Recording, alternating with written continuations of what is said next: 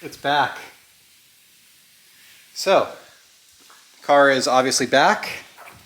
I just finished washing it and the seat is fixed and everything is working properly and everything is in excellent condition. I don't see any damage anywhere, even though they had this whole seat out and taken apart and everything else. So they did a good job.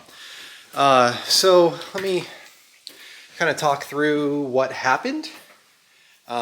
So I guess to start off, we were without the car. I dropped it off February 7th.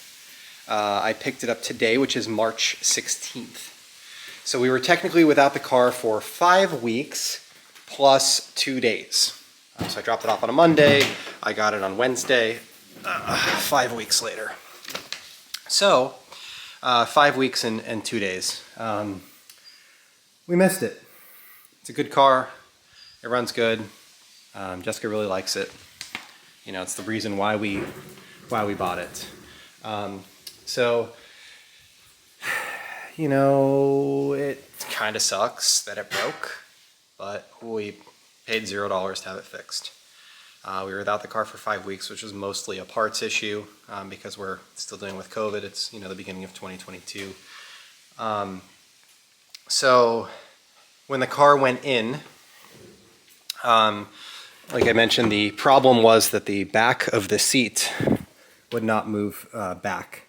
There's 4 motors. There's one that lifts the seat up and down. There's one that lifts the front up and down. There's one that slides the seat forward and backwards. And there's one that rotates the back forward and backwards.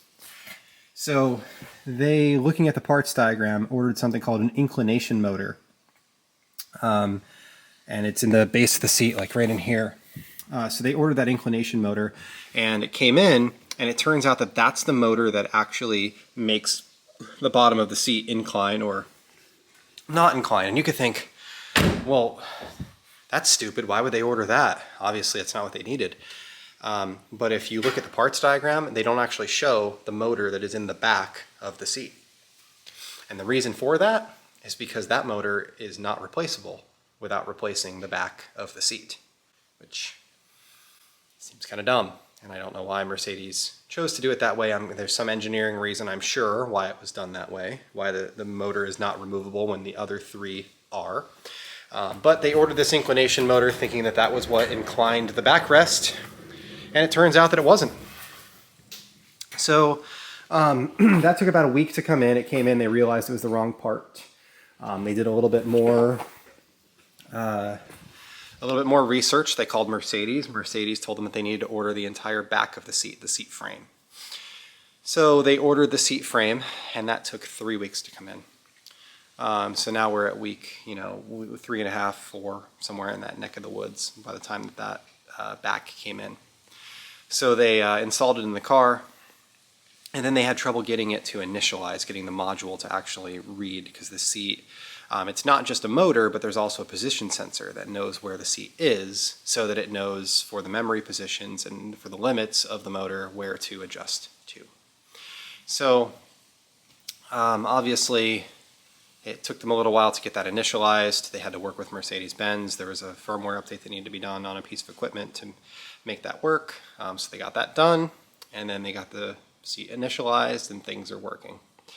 So, I mean, it sucks, but we really can't be mad.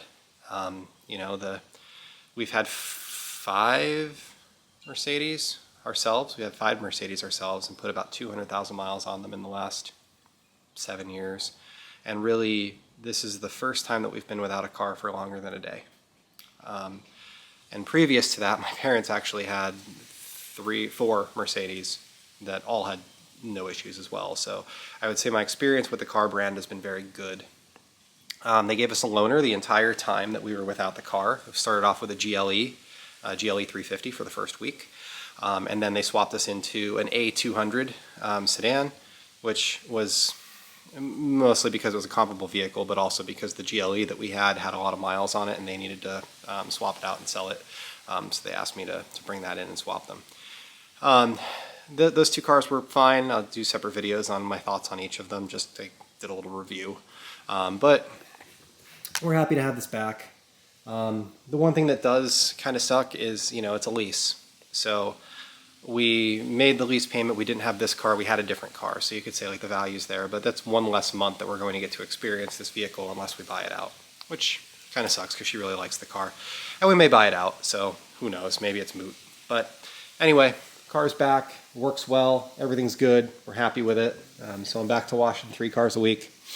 Mini's a mess, Honda's a mess, everything's a mess. So I've got a lot of work to do this weekend, but this is clean. They didn't wash it while it was at the dealership because I asked them not to. So, because they use a, I wash my own cars. So anyway, thank you for watching and have a great day.